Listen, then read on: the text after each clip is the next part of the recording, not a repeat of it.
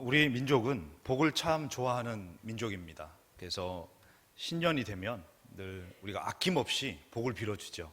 새해 복 많이 받으세요 라고 하는 복을 빌어줍니다.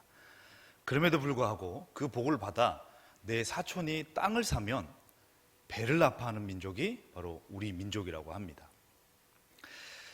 그래서 이 복이라고 하는 이 국어 사전적 의미를 찾아보시면 삶에서 누리는 좋고 만족할 만한 행운, 아니면 또 거기에서 얻는 행복이라고 하는 뜻이 바로 복이라고 합니다. 과연 하나님께서 우리에게 말씀하시는 복, 그리고 이 세상이 우리에게 말하고 있는 복, 과연 성도로서 또 이 세상을 살아가면서 우리는 과연 어떤 복을 누리며 살아갈 것인지, 그리고 그 복이 우리에게 어떤 은혜를 주는지 이 시간 아브라함을 통해서 잠시 말씀을 찾아보는 은혜를 나누는 귀한 시간 되기를 간절히 바라겠습니다. 먼저 그렇다면 하나님의 이 말씀에서, 특히 성경에서 우리에게 복이 무엇인지를 알아보는 것이 중요합니다. 먼저 구약에서 복을 설명하는 단어가 세 가지가 있습니다. 몇 가지가 있다고요? 세 가지가 있습니다. 그 첫 번째가 뭐냐면 바라크. 그래서 구약에서 한 256회 정도 나오는 그런 뜻을 가지고 있는데요, 이 바라크의 뜻이 복을 준다라는 그런 의미를 가지고 있습니다. 그리고 두 번째가 베라카. 이것도 구약에서 한 71번 정도 사용되는데요, 사물로서의 복, 어떤 사물이 복으로 오는 그런 의미를 이 베라카라고 이야기를 합니다. 그리고 세 번째가 뭐냐면 바루크라고 하는 이런 단어인데요, 이것도 약 한 71번 정도 쓰는데 지금 복을 받고 있는 상태, 복의 상태를 의미를 한다고 합니다.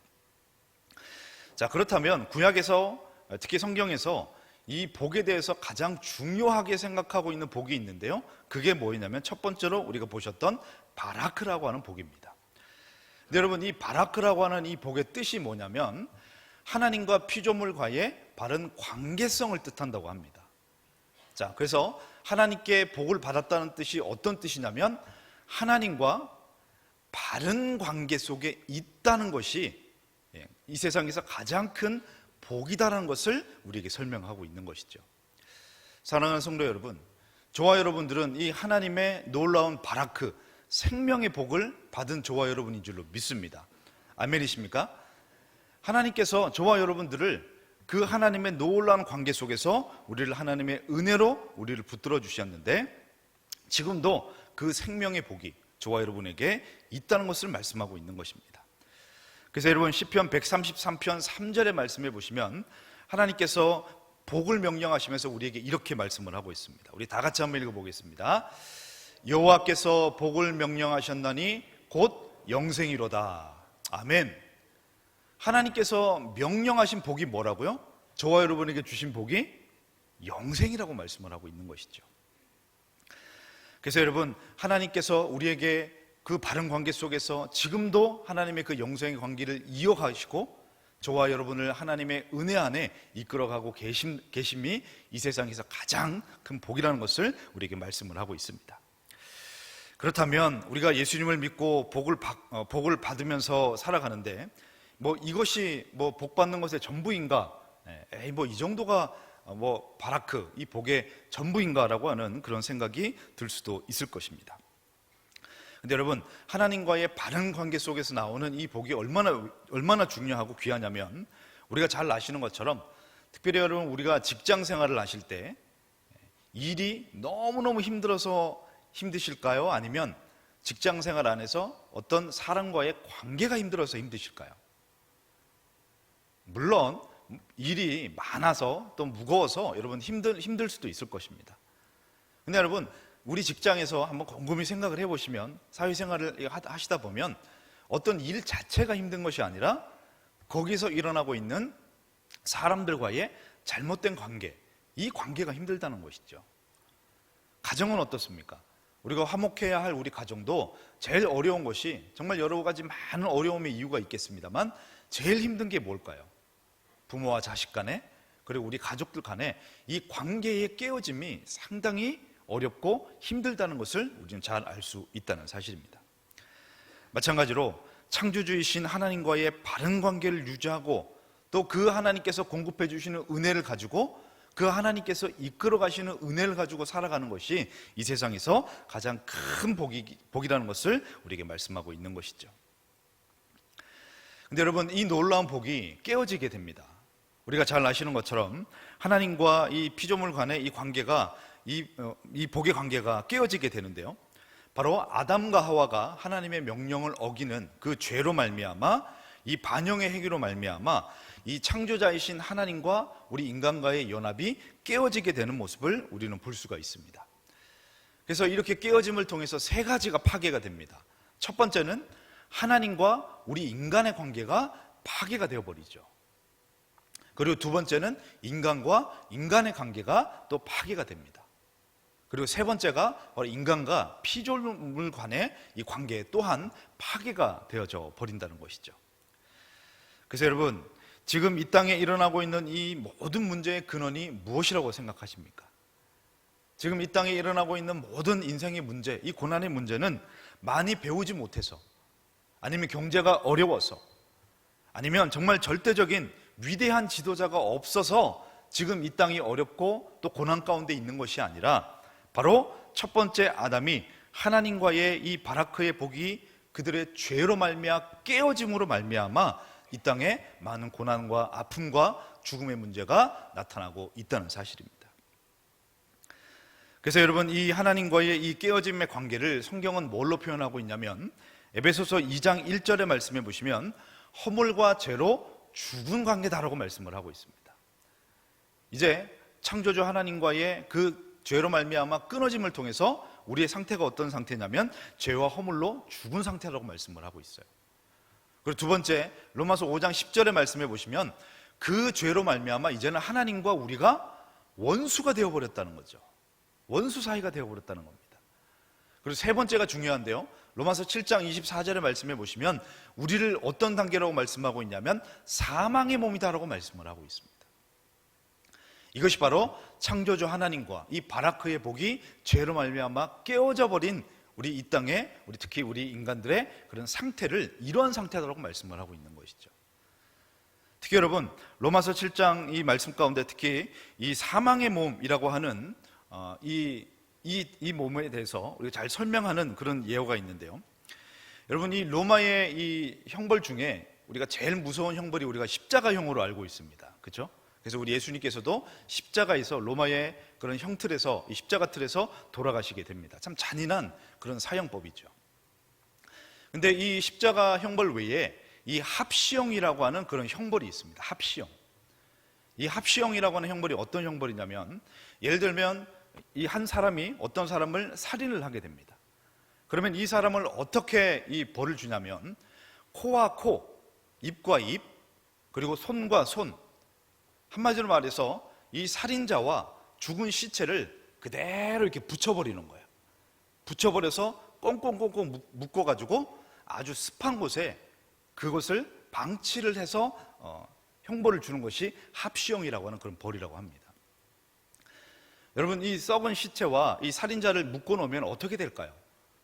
점점점 이 외부에 살들이 썩어져 가게 되고 구더기가 생기게 되고, 여러분, 점점 썩어져 가게 되겠죠. 그리고 이제 그런 상태 가운데 이 형벌을 받는 사람이 잠시 기절을 했다가 무의식 중에 배가 고프고 또 목이 마르면 어떡하냐면 그 붙어있는 그 시체의 썩은 물과 그런 고름들을 빨아먹게 된다고 합니다. 그렇게 되면 그 몸속에 그런 죽음의 기운들, 그런 썩어가는 그런 죽음의 기운들을 먹음을 통해서 서서히 죽어가는 병이 이 형벌이 합시형이라고 한다는 것이죠. 여러분, 생명의 근원이시고 우리를 영생으로 이끄시는 하나님과의 관계가 깨어져 버린 이 상태가 어떤 상태라고요? 이런 사망의 몸, 죽음의 몸의 상태가 바로 이런 상태라는 것을 우리에게 보여주고 있는 것입니다. 그래서 여러분, 이 몸 속에 이 죽음의 그런 지배를 받으면서 서서히 그 사망의 몸으로 죽음을 향해 달려가고 있는 것이 바로 하나님과 이 복의, 바라크의 복이 깨어져 버린 상태의 그런 몸이라는 것을 우리에게 보여주고 있습니다. 근데 여러분, 이런 허물과 죄로 죽은 상태, 하나님과 원수되어져 버린 상태, 이런 사망의 몸의 상태에서 어떻게 회복을 할 수가 있겠습니까? 아니, 이런 사망의 몸에서 하나님과 원수가 되어져 버리고 여러분, 이렇게 막힌 담으로 하나님과 완전히 분리되어 버려서 사망이 몸이 되어져 버린 우리의 삶이 어떻게 회복이 일어날 수 있겠냐는 겁니다. 과연 회복할 수 있겠냐는 것이죠. 그래서 여러분, 이 땅 가운데 누가 오셨습니까? 바로 우리 주 예수 그리스도께서 이 땅 가운데 오심을 통해서 하나님과 원수되어져 버린 저와 여러분들, 우리 사망의 몸으로 더 이상 소망이 없고 희망이 없는 우리들에게 나타나셔서 예수 그리스도께서 그 십자가의 보혈로 우리를 덮어주심을 통해 이 사망의 몸이 생명의 몸으로 예전 것들은 지나가고 새 것이 되어서 하나님의 거룩한 존재로 저와 여러분들이 회복되어지는 역사가 일어나게 되었다는 사실입니다. 그래서 여러분, 에베소서 2장 14절의 말씀해 보시면, 그는 우리의 화평이신지라 둘로 하나를 만드사 원수된 것 곧 중간에 막힌 담을 자기 육체로 허시고라고 말씀을 하고 있죠. 이제는 여러분, 그런 사망의 몸에서, 예를 들어서 그 사망의 몸에서 이제 정말 진범이 잡혀서 이 사망의 몸에서 여러분 다 분리가 되었다라고 한번 가정을 해보시죠. 과연 여러분, 그 사망의 몸에 무슨 희망이 있고 소망이 있겠습니까? 근데 여러분, 그런 희망과 소망을 저와 여러분에게 허락해 주셨다는 것입니다. 바로 우리 주 예수 그리스도께서 이 땅 가운데 오심을 통해 그 십자가의 보혈로 저와 여러분들을 덮어주심으로 이제는 새 생명을 얻어 다시 하나님과의 그 놀라운 관계의 회복, 막힌 담을 헐어버리시며 이제는 사망의 몸이 아니라 생명의 몸으로 완전하게 변화를 시켜주신 이 놀라운 복음을 통해, 이 예수님을 통해 저와 여러분이 회복되어진 줄로 믿습니다. 아멘이시죠? 이렇게 여러분, 이 두 번째 아담이신 예수 그리스도를 통해서 이제는 더 이상 사망의 몸이 아니라, 희망이 없고 소망이 없는 몸이 아니라 하나님께서 허락해 주시는 놀라운 새로운 창조물로 우리가 새롭게 되고 회복이 되어졌다는 사실입니다. 여러분, 이렇게 이 바라크 생명의 복이 위대하다는 것을 우리에게 삶으로 보여주고 있는 사람이 있습니다. 바로 그 사람이 누구냐면 오늘 본문의 주인공인 아브라함이겠죠. 우리가 이 아브라함에 대해서는 참 잘 알고 있습니다. 특히 여러분, 창세기 12장의 말씀에 보시면 하나님께서 아브라함에게 나타나셔서 본토 친척 아비집을 떠나라, 내가 너로 큰 민족과 땅을 줄 것이고 너에게 복을 줄 텐데 너는 복의 근원이 되게 해주겠다라고 말씀을 합니다. 근데 그때 사용된 단어가 뭘까요? 바라크입니다. 바라크. 내가 너에게 복을 주고 너는 복의 근원이 될 것이다 라고 말씀을 합니다. 그리고 이 약속의 땅에 돌아와서 시간이 지나서 이 아브라함의 조카 롯과 함께 약속의 땅에 거하게 되는데, 이 거하게 되다 보니까 이제 가축도 많아지고 그들을 따르는 그런 종들도 많아지게 됩니다. 그랬더니 13장의 말씀해 보시면 이 아브라함과 이 조카 롯과의 그런 집안 사람들이 어떤 분쟁이 일어났나 봐요. 그래서 13장의 말씀해 보시면 이 아브라함이 조카 롯에게 이런 얘기를 합니다. 우리 이제 서로 분가하자. 붙어 있으면 여러 가지 갈등도 있고 어려움이 있으니까 우리 분가하자라고 그런 얘기를 해요. 그래서 창세기 13장 9절의 말씀해 보시면 아브라함이 어른으로서 그런 얘기를 합니다. 네가 오른쪽으로 가면 내가 왼쪽으로 가고 네가 왼쪽으로 가면 내가 오른쪽으로 가겠다. 그러니까 서로 이제 갈라지자는 거죠. 그랬더니 아브라함의 조카 롯이 어떠냐면 이 성경에 보니까 요단 쪽을 바라보게 됩니다. 요단 쪽을 바라보면서 거기에 아주 좋은 땅을 딱 이 조카 롯이 보다가 그곳으로 가버리게 되죠. 그래서 이 말씀해 보시면 특히 13장 10절의 말씀해 보시면 뭐라고 되어 있냐면 이 아브라함의 조카 롯이 간 땅을 이렇게 표현을 하고 있습니다. 우리 다 같이 한번 읽어보실까요? 시작. 온 땅에 물이 넉넉하니 여호와께서 소돔과 고모라를 멸하시기 전이었으므로 여호와의 동산 같고 애굽 땅과 같았더라. 아멘. 아브라함의 조카 롯이 이제 삼촌이 분가를 하자고 하니까 요단 쪽을 바라보고 요단 쪽으로 이제 마음을 굳혔는데 그곳이 어떻다고요? 그것을 보니까 온 땅에 물이 넉넉하고 여호와의 동산 같고 에덴 같은, 애굽 같은 너무 좋은 땅을 향해서 가버리게 됩니다. 그렇게 이 아브라함의 조카 롯이 떠나버리고 난 다음에 14장의 말씀해 보시면 하나님이 아브라함에게 나타나세요. 아브라함에게 나타나셔서 뭐라 그러냐면 무엇인가 위로하는 그런 말씀을 하시고 다시 한번 너에게 하나님의 바라크의 복이 너에게 있다는 것을 다시 한번 강조를 하십니다. 그랬더니 14장의 말씀해 보시면 아브라함이 그곳에서 단을 쌓고 하나님 앞에 예배하는 장면이 14장에 나오게 되는 것이죠. 자, 그렇다면 왜 하나님은 이 아브라함에게 나타나서 이 아브라함을 위로하시고 그에게 다시 한번 복을 새롭게 재상기시켜 주실까요? 어쩌면 여러분, 이 아브라함의 이 조카 롯과 또 이 아브라함은 정말 이 본토 친척 아비집을 떠날 때 함께 나왔던 그런 사람이죠.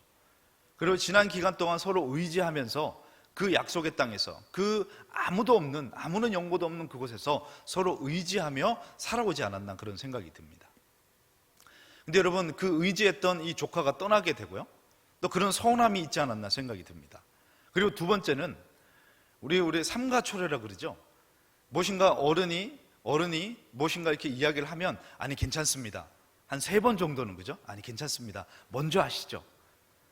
그래서 아브라함이 삼촌이 먼저 좋은 땅 네가 골라라 그러면 아니에요, 삼촌이 먼저 고르셔야죠. 아니야, 괜찮으니까 네가 먼저 해. 그러면 어떻게 해요? 아니 그래도 이제는 점점 말이 달라지겠죠. 네가 그러면 제가 요단으로 갈까요? 이렇게 하는 게 예의가 아니겠습니까? 근데 여러분, 성경에 보시면 그 말이 나오자마자 이 아브라함의 조카 롯은 요단 땅을 향해서 소돔과 고모를 향해서 떠나버리는 모습을 볼 수가 있습니다. 어쩌면 여러분, 아브라함이 그런 서운함과 그런 여러분 좀 불편한 마음이 그에게 있지 않을까 싶습니다. 왜냐하면 그 당시 이 아브라함의 조카 롯이 갔던 이 요단에 있는 소돔과 고모라가 제일 좋은 땅, 제일 멋있는 땅, 제일 비싼 땅으로 그가 휙 가버렸다는 것이죠. 근데 여러분, 하나님께서 아브라함에게 나타나셔서 다시 한번 그에게 주시는 것이 뭐냐면 진짜 복이 뭐냐는 겁니다. 아브라함아, 이 너의 조카 롯이 그 요단 땅, 그 소돔과 고모라 정말 하나님의 동산 같고 애굽 같은 좋은 땅으로 갔지만 그것이 정말 진짜 복이 아니라는 것을 말씀하고 있는 거예요. 아브라함에게 여러분 나타나셔서 말씀하고 있는 것이 뭐냐면 내가 어디 있든지 너는 복의 근원이고 생명이신 하나님이 나와 함께 하시기 때문에, 다시 말해서 하나님과 함께하는 그곳이 아골골짝 빈들이라도 하나님과 함께하는 그곳이 최고의 복된 곳이라는 것을 하나님께서 아브라함에게 말씀하고 있다는 사실입니다. 아멘이십니까? 그래서 여러분, 우리가 너무나 은혜롭게 부르고 있는 찬양 가운데 아골골짝 빈들이라도 우리 주님과 함께하는 그곳이 하나님의 나라인 줄로 믿습니다. 우리가 병이 들고 아파도 내가 주님과 함께하는 그곳이 가장 귀하고 가장 복된 곳인 줄로 믿습니다. 아멘이십니까? 이렇게 하나님께서 아브라함에게 이 바라크의 복이 최고의 복이라는 것을 다시 한번 상기시켜 주시는 것이죠. 여러분, 어디에 가야 하고 어떤 위치에 있어야만 우리가 복을 받은 것이고 우리가 많은 것을 가져야 복을 받은 것이 아니라, 왜냐하면 많은 것이 없어지고 내가 높은 위치에서 내려오게 되고 어마어마한 좋은 곳에서 우리가 떠나게 되면 우리는 복 받았다라고 생각했던 마음들이 이제는 사라지게 된다는 것입니다. 그래서 여러분, 최고의 생명의 근원이시고 최고의 복의 근원이신 하나님이 우리와 함께 하심이 최고의 복이라는 것을 다시 한번 말씀하고 있는 것입니다.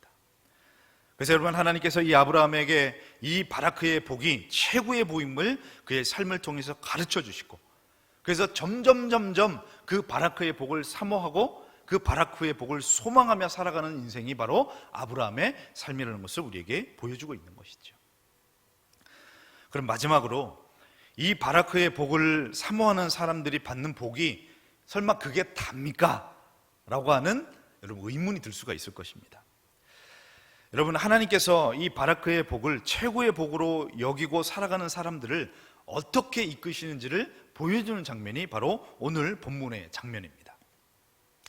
오늘 이 본문 22장에 보시면 이 배경이 아브라함이 이삭을 번제로 드리는 장면이 소개가 됩니다. 22장에서 드디어 이 독자 아들을 하나님께 바치는 장면이 나오게 되고, 거기서 22장의 말씀해 보시면 여호와 이레, 하나님이 준비하시는 그 놀라운 은혜들을 경험하게 되는 장면들이 소개가 됩니다.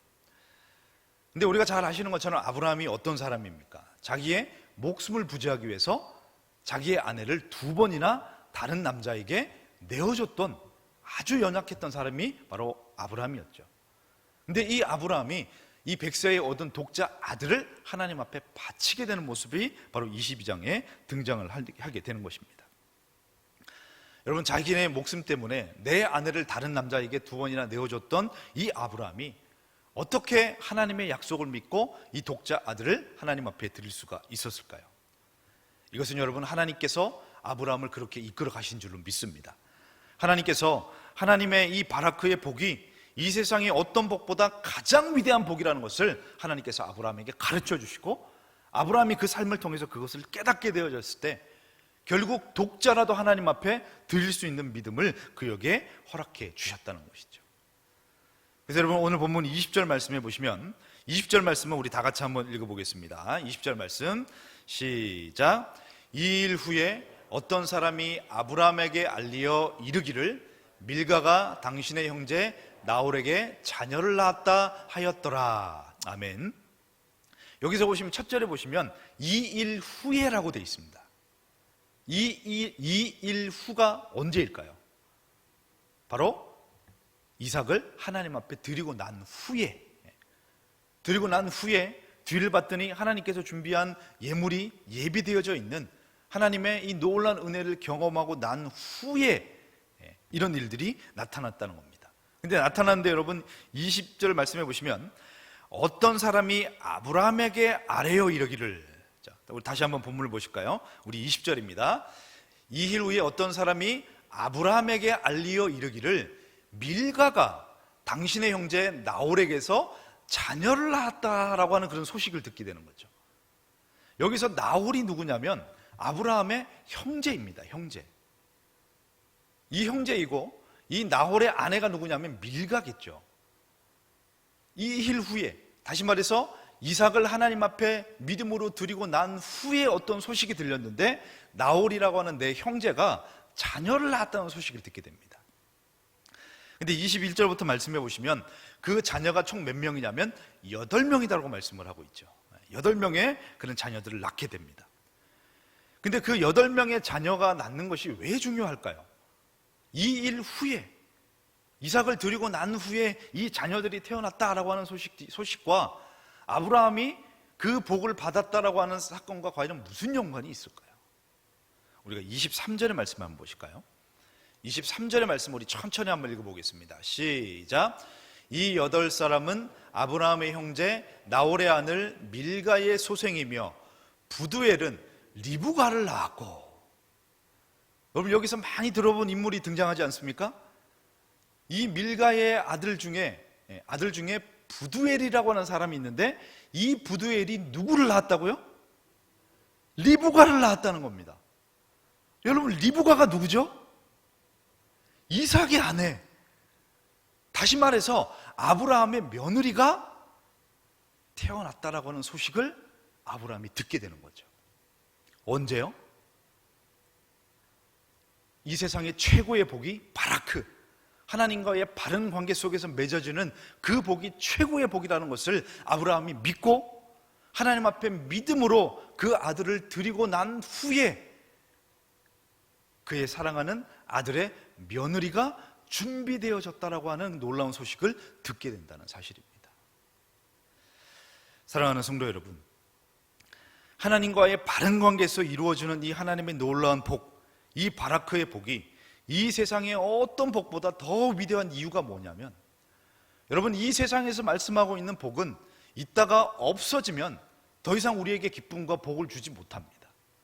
근데 여러분, 하나님께서 우리 속에서 하나님 예수 그리스도를 통해서 하나님과 새롭게 회복되어지고 새롭게 연합되어지는 이 바라크의 생명의 복이 우리 속에 있다면 우리가 어디를 가든지 그것이 최고의 복이라는 것을 우리에게 말씀을 하고 있습니다. 근데 여러분, 그것으로 끝이 아니라 그렇게 하나님의 복을 사모하며 그리스도를 의지하여 하나님과 연합된 삶을 살려고 몸부림치는 하나님의 열심 속에 있는 사람들을 하나님께서 그 사람들에게 가장 필요하고 가장 적절할 때, 가장 알맞을 때 그가 하나님 앞에 온전히 설 수 있는 최고의 것들로 그의 삶을 이끌어 주실 줄로 믿습니다. 아멘이십니까? 그래서 여러분, 우리가 주님과 동행함으로 가난하여도 배가 고파도, 여러분 우리가 혹시 몸이 아파도 우리 주님과 함께하는 그곳이 하나님의 놀라운 은혜라는 것을 알 수 있다는 사실이죠. 사랑하는 성도 여러분, 저와 여러분의 삶의 최고의 복, 바로 하나님과 바른 관계 속에서, 이제는 여러분 예수 그리스도를 통해서 하나님과의 바른 관계 속에 그 놀라운 최고의 복을 받은 저와 여러분임을 여러분 잊지 않으시고, 그 복을 사모하시며 날마다 그 은혜 안에서 우리가 이 세상을 탐하지 않고, 그래서 여러분 예수님께서 뭐라고 말씀하셨습니까? 너희는 먼저 그의 나라와 그의 의를 구하라. 그리하면 이 모든 것을 너희에게 더하시리라. 근데 여러분 그 앞절에 뭐라고 되어 있나요? 하나님께서 우리에게 무엇이 필요한지를 다 아신다라고 말씀을 하고 있습니다. 우리의 머리털까지도 세신 하나님께서 우리에게 뭐가 있어야 할지를 구하기 전에 다 아신다라고 말씀을 하고 있습니다. 근데 여러분 우리에게 이것을 허락해 주십시오, 이게 필요합니다라고 하는, 여러분 이 세상 사람들이 구하는 그 복을 구하지 말고 먼저 그의 나라와 그의 의를 구하면 우리에게 있어야 할 것들을 다 아시는 하나님께서 그 모든 것을 더하시며 이끌어 가신다라고 말씀하시는 것이 바로 예수님의 은혜인 것이죠. 여러분 그 복을 받은 저와 여러분들이 날마다 이 바라크의 복이 이 세상에서 최고의 복임을 우리가 함께 고백하시고, 또 그 은혜를 소망하시고, 이 위대한 놀라운 복을 다시 한번 예수 그리스도로 말미암아 회복시켜 주신 그 놀라운 구원의 감격과 은혜 가운데 거하심으로 날마다 하나님께서 철을 따라 꼴을 따라 우리에게 완벽하게 온전하게 이끌어 가실 하나님의 은혜를 누리시며 또 체험하시며 경험하시며 예배하시며 살아가는 저와 여러분 되기를 간절히 바라겠습니다.